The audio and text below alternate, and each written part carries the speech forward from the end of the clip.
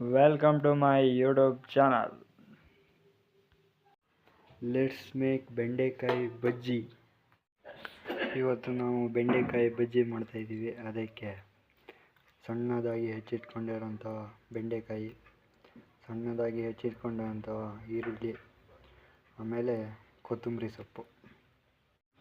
ಈಗ ಈರುಳ್ಳಿನ ನೀಟಾಗಿ ಹುರ್ಕೋಬೇಕು. ನಿಮ್ಮ ಮನೇಲಿ ಸೂಜಿಮೆಣಸು ಇದ್ದರೆ ಸೂಜಿಮೆಣಸು ಹಾಕ್ಬೋದು, ಇಲ್ಲ ಅಂದರೆ 2 ಹಸಿಮೆಣಸು ಹಾಕ್ಕೊಳ್ಳಿ, ಚೆನ್ನಾಗತ್ತೆ.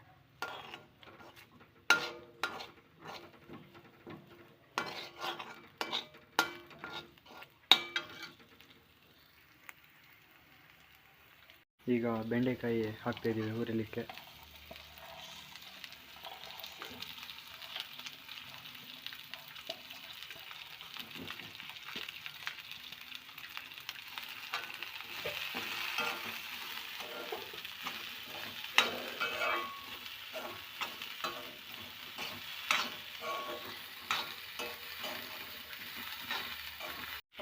ಈಗ ಸ್ವಲ್ಪ ಉಪ್ಪು ಹಾಕ್ಕೊಳ್ಳಿ.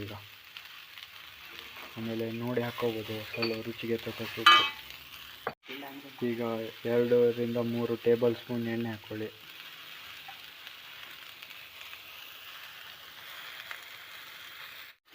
ಇದನ್ನು ನೀಟಾಗಿ ಹುರ್ಕೊಳ್ಳಿ.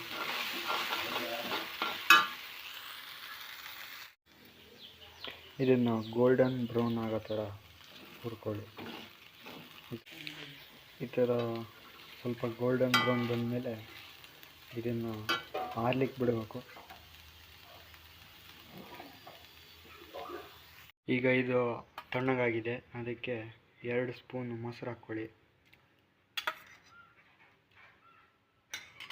ಈಗ ಸ್ವಲ್ಪ ಹಾಲು ಹಾಕ್ಕೊಳ್ಳಿ.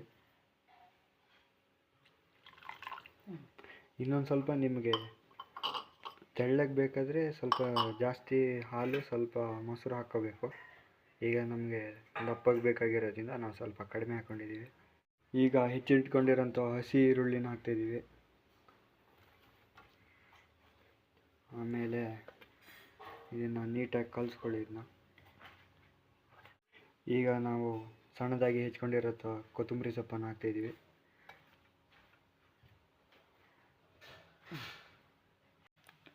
ಈಗ ಬೆಂಡೆಕಾಯಿ ಬಜ್ಜಿ ರೆಡಿಯಾಗಿದೆ.